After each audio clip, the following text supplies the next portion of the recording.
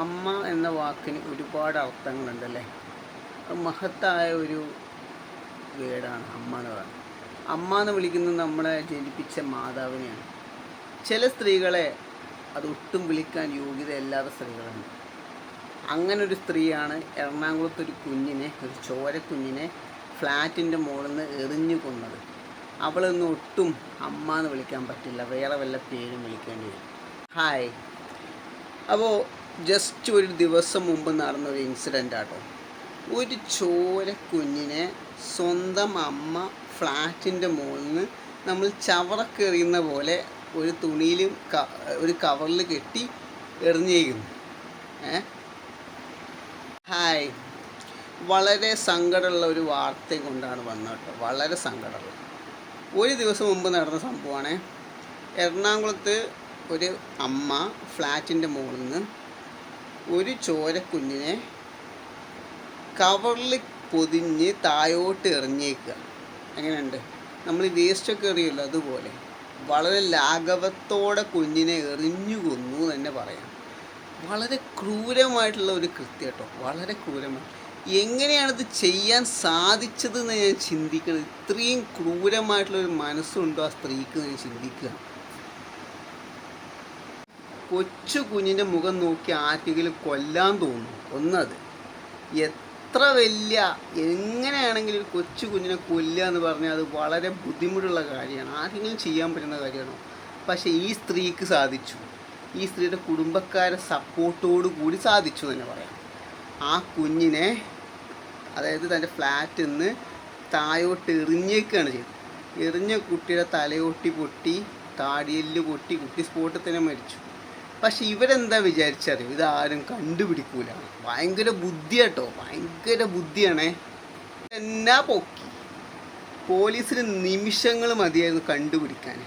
ആ കുട്ടി അതായത് ഈ കുട്ടി വന്ന് വീഴുന്നത് CCTV കാണുന്നുണ്ട്. അതൊന്ന് വീണതിന് ശേഷം ഈ കവർ എവിടെ നിന്നാണ് കിട്ടിയതെന്ന് അവർക്ക് മനസ്സിലായി, ഏത് ഫ്ലാറ്റിൽ നിന്നാണെന്ന്. സ്പോട്ടിൽ തന്നെ പൊക്കി. പോരാത്തതിന് ബാത്റൂമിൽ ചോരക്കട. ഇത്രയും തെളിവുകൾ പോരെ? പിന്നെ ചോദ്യം ചെയ്യലൂടെ ആൾ സമ്മതിച്ചു ഞാൻ തന്നെയാണ് ഇട്ടതെന്നുള്ളത്.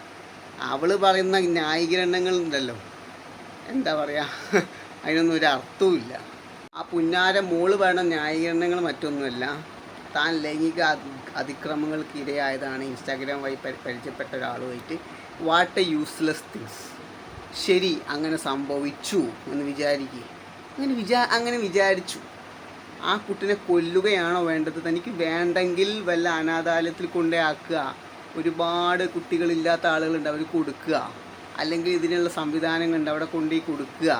എന്തെല്ലാം ഓപ്ഷൻസ് ഉണ്ട്. ആ കുട്ടിനെ കൊല്ലുകയാണോ വേണ്ടത്? ഇത്ര ക്രൂരമായിട്ടുള്ള കൃത്യം ചെയ്യുകയാണോ വേണ്ടത്? താനൊരു അമ്മയാണോടോ? പ്രസവിച്ച അമ്മയാണോ? താല്പര്യം ഉണ്ടായില്ല എന്ന് വിചാരിക്കുക. അബദ്ധത്തിൽ പറ്റിപ്പോയതാണ്, അല്ലെങ്കിൽ ഇങ്ങനെ ഒരു ക്രൂരമായിട്ട് പീഡനത്തിന് ഇരയായതാണ്. ശരി, സമ്മതിച്ചു. എന്നാലും ഒരു കൊച്ചിനെ കൊല്ലാനുള്ളൊരു മാനസികാവസ്ഥ എവിടുന്ന് വന്നു? അതാണ് എനിക്ക് മനസ്സിലാവാത്തത്. ആരെയും നമുക്ക് കൊല്ലാൻ സാധിക്കില്ല. കൊച്ചു കുഞ്ഞുങ്ങളെ കൊല്ലുക എന്ന് പറഞ്ഞാൽ മുഖത്തോട്ട് നോക്കാൻ പറ്റുമോ? ഒന്ന് ആലോചിച്ച് നോക്കി. പക്ഷെ ആ സ്ത്രീ അത് ചെയ്തു. അതാണ്. അപ്പോൾ ഒരു സ്ത്രീ എന്നൊന്നും വിളിക്കാൻ പറ്റില്ല കേട്ടോ. ക്രൂരമായിട്ടുള്ള സംഭവമാണ്, വളരെ ക്രൂരമായിട്ടുള്ള സംഭവം. ആ വാർത്തയിലോട്ട് നമുക്ക് പോവാം. ഞെട്ടിപ്പിച്ച സംഭവം കൊച്ചി നഗരത്തിലെ ഏറ്റവും പോഷ് കോളനിയെ വിറപ്പിച്ചു. പക്ഷേ പോലീസിന് തുടക്കം മുതൽ തന്നെ കുറ്റവാളിയെ ഉടൻ കണ്ടെത്താമെന്ന ആത്മവിശ്വാസമുണ്ടായിരുന്നു. ഹീനമായ ഒരു പ്രവൃത്തിയായി പോയി. അത് ആരായാലും അവർ 24 മണിക്കൂറിനുള്ളിൽ നമ്മൾ അന്വേഷിച്ച് കണ്ടെത്തുന്നതായിരിക്കും. ഈ വാക്കുകൾക്ക് കരുത്തു പകർന്നത് രണ്ട് കാര്യങ്ങളാണ്. ഒന്ന്, സംഭവ സ്ഥലത്തെ CCTV ദൃശ്യങ്ങൾ.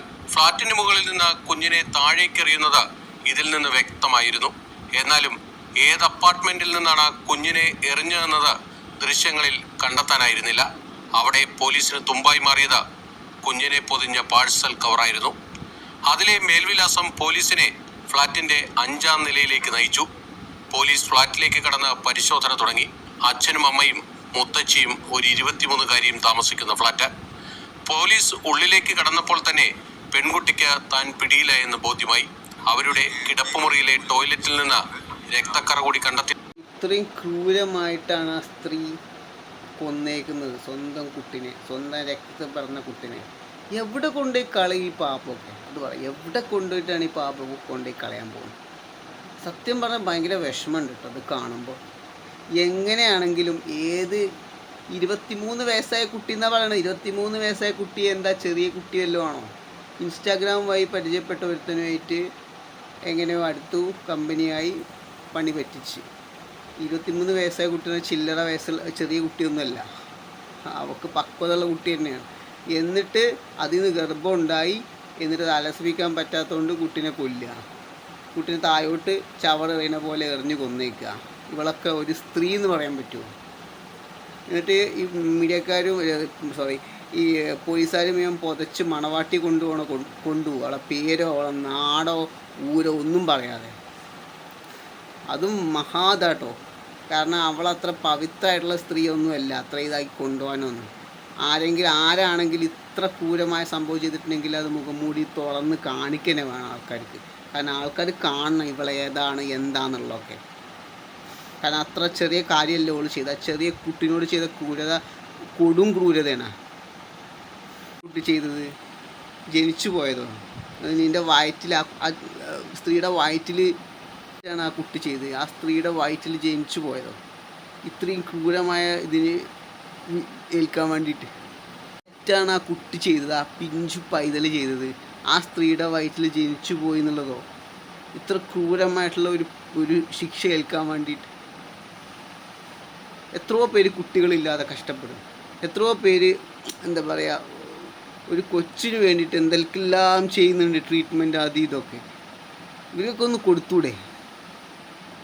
ഇതൊക്കെ വളരെ വളരെ വിഷമമുണ്ടാണ്. ഇതിന് മുമ്പ് ഒരു വാർത്ത ഞാൻ സംസാരിച്ചിട്ടുണ്ടായിരുന്നു, ഇതുപോലൊരു വീഡിയോ ഇതുപോലൊരു ന്യൂസ് വന്നപ്പോൾ ഒരു വീഡിയോ ചെയ്തിട്ടുണ്ട്. അത് സ്വന്തം അച്ഛൻ കൊച്ചിനെ, ഒരു ചെറിയ കുട്ടിനെ എറിഞ്ഞും അടിച്ചും കൊന്നത്. ഒരു ചെറിയ കുട്ടീനെ, ഒരു കൊച്ചു കുട്ടീനെ, സെയിം ഇൻസിഡൻറ്റ് വേറെ രീതിയിൽ പല ഇൻസിഡൻറ്റ് അമ്മയായിട്ടും അച്ഛനായിട്ടും കൊച്ചു കുട്ടികളോട് ചെയ്യുന്ന കൊടും ക്രൂരത എന്ന് തന്നെ പറയാം. ഇതൊക്കെ മാതാപിതാക്കൾ തന്നെയാണ് സത്യത്തിൽ. ജനിപ്പിച്ചാൽ മാത്രം പോരാ എന്നുള്ളൊരു സംഭവം കിട്ടും. അതായത് മക്കളെ വളർത്തും കൂടിയും ചെയ്യുമ്പോഴാണ് മാതാപിതാക്കളാവുള്ളൂ. അല്ലെങ്കിൽ ആ പേരിന് അച്ഛൻ അമ്മ എന്ന പേര് യാതൊരു അർത്ഥവും ഉണ്ടാവില്ല. അർത്ഥമില്ല സത്യത്തിൽ. എനിക്കത് മനസ്സിലായി. ജനിപ്പിച്ചാൽ മാത്രം പോരാ എന്നുള്ളത്. ജനിപ്പിച്ചാൽ മാത്രം തന്തയും തള്ളി ആവില്ല എന്നുള്ള സത്യം. മക്കളെ വളർത്തണം, അപ്പോഴാണ് അച്ഛനും അമ്മയും ആവത്തുള്ളൂ എന്നുള്ള വസ്തുത സത്യം പറഞ്ഞാൽ ഞാൻ തിരിച്ചറിഞ്ഞതാണ് വേറെ കാര്യം.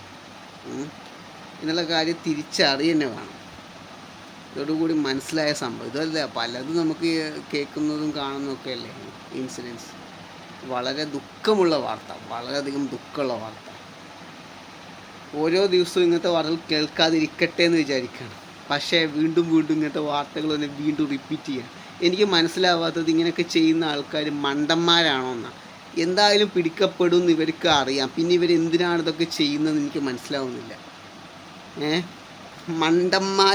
മണ്ടന്മാർ അതിനപ്പുറം വല്ല വേർഡ് ഉണ്ടെങ്കിൽ അത് അവർ യൂസ് ചെയ്യേണ്ടത്. ഇവർക്ക് അറിഞ്ഞൂടെ ഇതൊക്കെ എന്തായാലും ഇവരെ ക്യാച്ച് ചെയ്യും ഒരു ദിവസം. കൂടുതലൊന്നും സംസാരിക്കാനില്ല ഇതിനെക്കുറിച്ച്. അടുത്ത വീഡിയോ തന്നെ കാണാം. Okay, by.